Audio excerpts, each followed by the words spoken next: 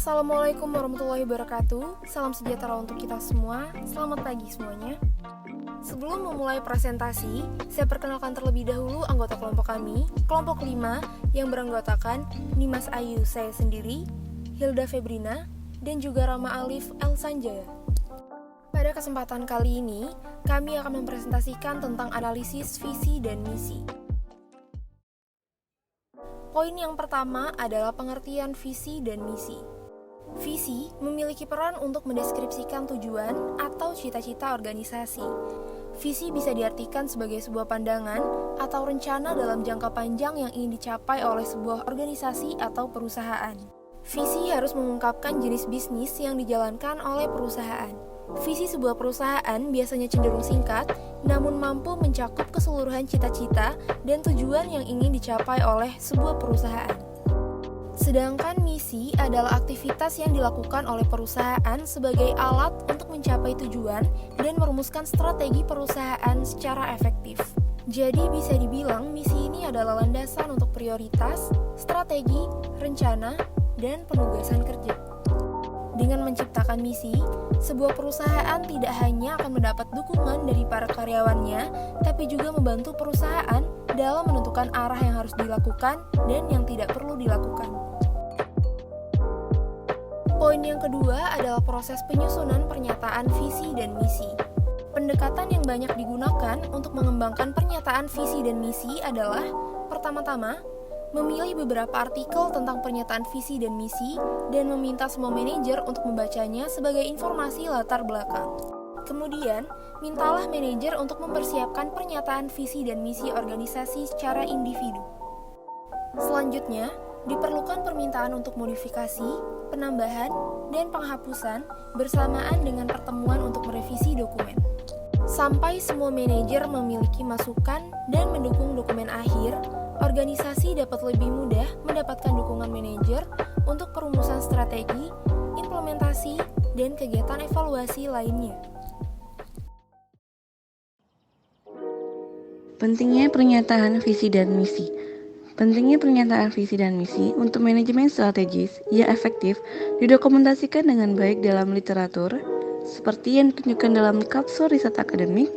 Ada hubungan positif antara pernyataan misi dan ukuran kinerja keuangan. Untuk memastikan semua karyawan atau manajer memahami tujuan atau alasan perusahaan, selanjutnya untuk memberikan dasar dan memprioritaskan faktor internal dan eksternal. Manfaat lainnya untuk memberikan dasar alokasi sumber daya, dan yang terakhir memberikan dasar untuk mengatur pekerjaan, departemen, kegiatan, dan segmen tujuan bersama. Manfaat memiliki misi dan visi. 1. Mencapai kejelasan tujuan di antara semua manajer dan karyawan. 2. Memberikan dasar untuk semua kegiatan perencanaan strategis lainnya, termasuk penilaian internal dan eksternal, menetapkan tujuan, mengembangkan strategi, memilih di antara strategi alternatif, menyusun kebijakan, menetapkan struktur organisasi, mengalokasikan sumber daya, dan mengevaluasi kinerja. 3. Memberikan arahan. 4. Menyediakan titik fokus bagi semua pemangku kepentingan perusahaan. 5. Selesaikan pandangan yang berbeda di antara para manajer. 6. Mempromosikan rasa harapan bersama di antara semua manajer dan karyawan. 7. Tunjukkan rasa berharga dan niat kepada semua pemangku kepentingan.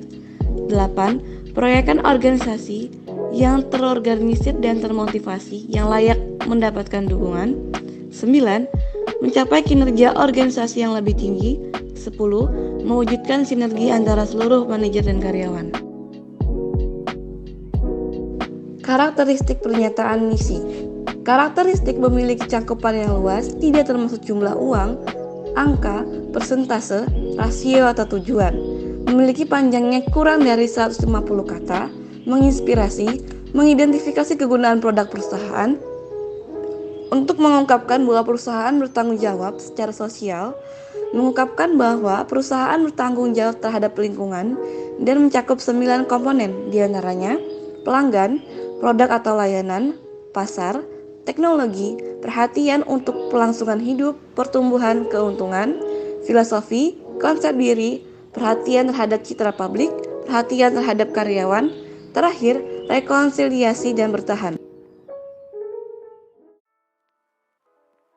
Berikut orientasi pelanggan. Pernyataan misi harus mencerminkan antisipasi pelanggan daripada mengembangkan produk dan kemudian mencoba mencari pasar. Filosofi operasi organisasi harus mengidentifikasi kebutuhan pelanggan dan kemudian menyediakan produk atau layanan untuk memenuhi kebutuhan tersebut. Pernyataan misi yang baik mengidentifikasi kegunaan produk perusahaan bagi pelanggannya. Kemudian yang terakhir, komponen pernyataan misi. Manajemen strategis bagian yang terlihat dan publik. Dari proses manajemen strategis memiliki komponen-komponen sebagai berikut: pelanggan, produk atau layanan, pasar, teknologi, kelangsungan hidup, pertumbuhan, filsafat, konsep diri, citra publik, dan para karyawan. Sekian presentasi dari kelompok kami. Terima kasih kepada teman-teman yang telah mendengarkan, dan kami mohon maaf apabila ada kesalahan kata dan sebagainya. Terima kasih. Wassalamualaikum warahmatullahi wabarakatuh.